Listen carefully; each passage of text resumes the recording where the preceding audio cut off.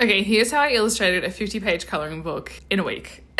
So it started off with an email about turning my Christmas in Ballarat picture book into a colouring book. And I was like, sure, but why stop there? I probably should have reevaluated my confidence, but I have 5 picture books about Ballarat, and I was like, why not make it a combined seasonal and Christmas colouring book? Because I already had a handful of colouring pages for free on my website. And I was like, oh, how hard could this be? And little did I know, a lot of work. So I start where I always start, with the cover first. And I was like, how am I going to combine kind of all these seasons and the Christmas thing all in one? And I was like, oh, remember those old magazines that you'd get growing up? And I loved Girlfriend and Dolly and Cosmo and all that kind of stuff, where there'd be the main magazine and you'd flip the cover over and there'd be a small section at the back. That's the vibe that I was going with. And I'm a graphic designer, and I was like, I could definitely figure that out. And I was like, this is going to be so much easier when people display it in stores, because you can have the Christmas side and then the seasonal side for the rest of the year. And I was like, oh, Liv, you are a genius. Let's go with this.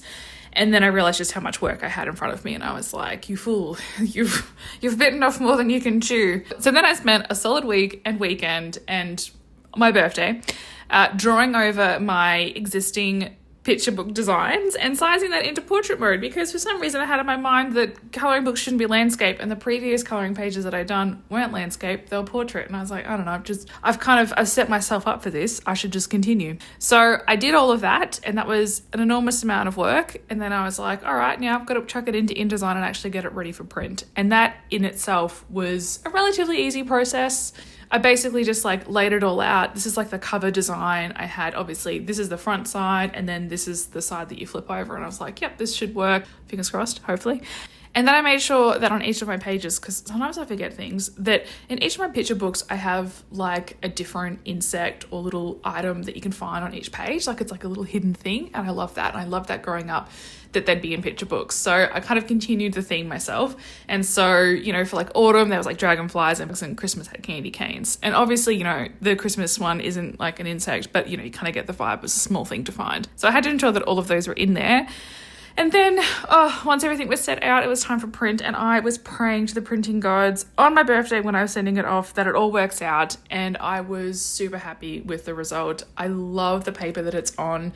The majority of it is single-sided, so you're not really going to get that bleed through and stuff, and it just turned out so cute. I absolutely love it. Here's it flipping over, and I love that feature.